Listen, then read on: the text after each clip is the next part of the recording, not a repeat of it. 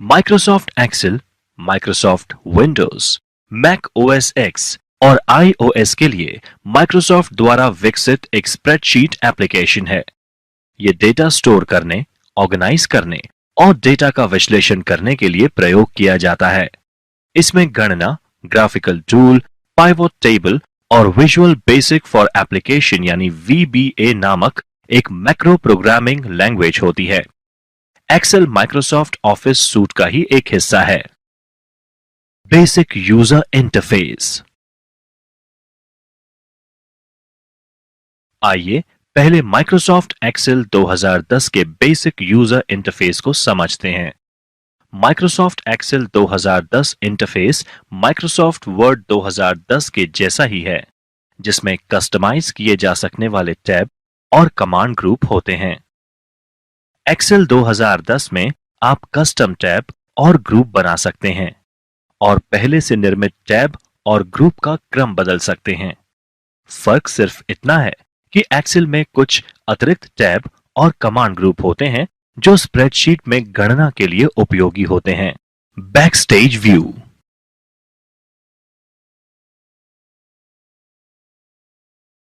आप file tab पर click करने के बाद माइक्रोसॉफ्ट ऑफिस का बैकस्टेज व्यू देख सकते हैं। ऑफिस बैकस्टेज व्यू आपको शीट सेव करने, खोलने, प्रिंट करने और शेयर करने के बहुत विकल्प प्रस्तुत करेगा, जिसका डेमो आपने माइक्रोसॉफ्ट वर्ड अध्याय में आपके लिए प्रदर्शन दस्तावेज साझा करने के लिए विकल्प देता देखा। बैकस्टेज व्यू में उपलब्ध विभिन्न विकल्पों में हैं save, save as, open, close, info, recent, new, print, save and send, help, option और एग्जिट। एक नया वर्कशीट बनाना। एक नई वर्कशीट बनाना।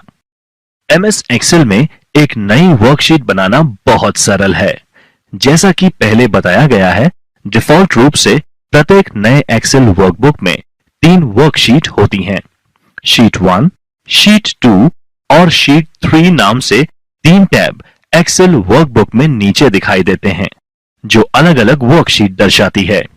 एक नई वर्कशीट जोड़ने के लिए बस शीट 3 टैब के आगे दिए गए टैब पर क्लिक करें। आप वर्कशीट को राइट क्लिक कर रीनेम का प्रयोग कर नाम भी परिवर्तित कर सकते हैं। इसी तरह वर्कशीट को डिलीट किया जा सकता है, कॉपी किया जा सकता है या उसी वर्कबुक अथवा नई वर्कबुक में एक नई पोजीशन पर ले जाया जा सकता है। 2 या 2 से अधिक वर्कशीट को ग्रुप भी किया जा सकता है। अगर आप चाहते हैं कि एक वर्कशीट में किया गया परिवर्तन एक से अधिक वर्कशीट में रिफ्लेक्ट हो। वर्कशीट को ग्रुप करने के लिए पहली वर्कशीट का चयन करें, कंट्रोल की दबाए रखें और अन्य वर्कशीट का चयन करें जिन्हें ग्रुप किया जाना है और उसके बाद कंट्रोल को रिलीज करें। सॉर्टिंग और फिल्टरिंग। मूल रूप से सॉर्टिंग एक विशेष क्रम में अपने वर्कशीट के डेटा का आयोजन करना है। उदाहरण के लिए एक स्कूल के छात्रों की सूची अंग्रेजी की वर्णमाला के अनुसार या कक्षावार या रोल नंबर वार या जन्म तिथि के ऑर्डर में या किसी अन्य ऑर्डर में सॉर्ट की जा सकती है। वर्णमाला के क्रम में सॉर्टिंग। एक सेल में कॉलम का चयन करें जिसे आप सॉर्ट करना चाहते हैं। इस उदाहरण में हमने एक कॉलम में एक सेल का चयन किया है। होम टैब पर एडिटिंग ग्रुप में सॉर्ट और फिल्टर कमांड पर क्लिक करें। A से Z का चयन करें। अब श्रेणी यानी कैटेगरी कॉलम में जानकारी वर्णमाला के क्रम में आयोजित हो जाएगी। छोटे से बड़े क्रम में सॉर्ट करने के लिए एक कॉलम में सेल का चयन करें जिसे आप सॉर्ट करना चाहते हैं। एक कॉलम जिसमें संख्या प्रविष्ट हो। होम टैब पर एडिटिंग ग्रुप में सॉर्ट और फिल्टर कमांड पर क्लिक करें। छोटे से बड़े यानी स्मॉलेस्ट टू लार्जेस्ट का चयन करें।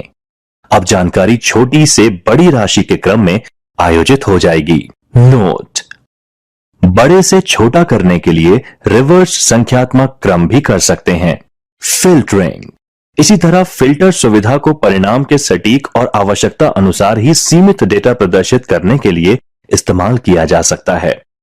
उदाहरण के लिए, अगर आप केवल उन रो अथवा पंक्तियों को जिसमें छात्र एक विषय में 70 से अधिक अंक हासिल किया है का डेटा प्रदर्शित या शामिल करना चाहते हैं तो डेटा के मार्क्स कॉलम का उपयोग कर फिल्टर किए जा सकते हैं।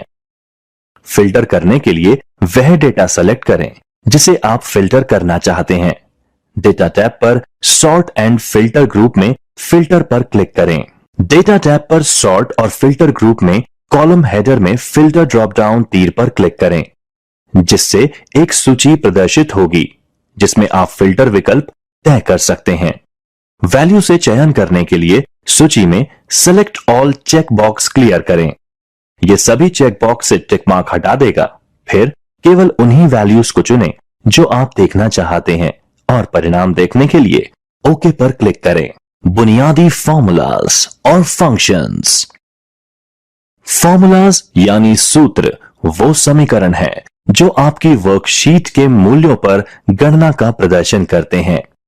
माइक्रोसॉफ्ट एक्सेल में बुनियादी फॉर्मूले हैं जोड़ना, घटाना, गुणा करना और विभाजन करना।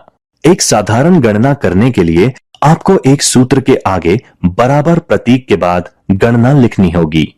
उदाहरण के लिए इज इक्वल्स टू 5 + 79 सेल में परिणाम 84 आएगा। इसी तरह कई ऑपरेशंस को भी एक सूत्र में किया जा सकता है। बराबर 5 + 89 × 56/8। एक सेल में कई ऑपरेशंस के लिए एक्सेल के ऑपरेशन एक विशिष्ट क्रम पर आधारित फॉर्मूले से होते हैं। इसमें सबसे पहले ब्रैकेट की गणना होती है और उसके बाद एक्सपोनेंशियल गणना और उसके बाद गुणा और भाग, जो भी सूत्र में पहले आता है, और अंत में जोड़ और बाकी, इनमें से जो भी पहले आता है। एक्सेल 2010 की गणना में अक्सर इस्तेमाल होने वाले कुछ बुनियादी फंक्शन हैं। सम, यह फंक्शन आर्गुमेंट में सभी सेल्स के मूल्यों को जोड़ने का काम करता है। एवरेज, यह फंक्शन आर्गुमेंट में सभी सेल्स के मूल्यों का औसत निकालने का काम करता है। काउंट, एक दिए गए सेल रेंज में आइटम की संख्या गिनता है। काउंटिफ, यह दिए गए सेल रेंज में वस्तुओं की संख्या गिनता है अगर वह एक मानदंड के उल्लेख को पूरा करते हैं। मैक्सिमम, ये आर्गुमेंट में उपस्थित सभी सेल्स के मूल्यों में से अधिकतम को मान देता है।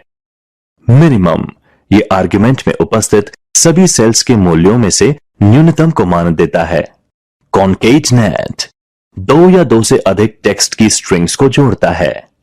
लेफ्ट, एक स्ट्रिंग के बाईं ओर से शुरू करते हुए कितने अक्षर यानी कैरेक्टर्स हैं इसकी संख्या बताता है। राइट, एक स्ट्रिंग के दाईं ओर से शुरू करते हुए कितने अक्षर यानी कैरेक्टर्स हैं उनकी संख्या बताता है। लेन, टेक्स्ट स्ट्रिंग की लंबाई को बताता है। ट्रिम, एक टेक्स्ट की शुरुआत और अंत में उपस्थित रिक्त स्थान को निकालता है।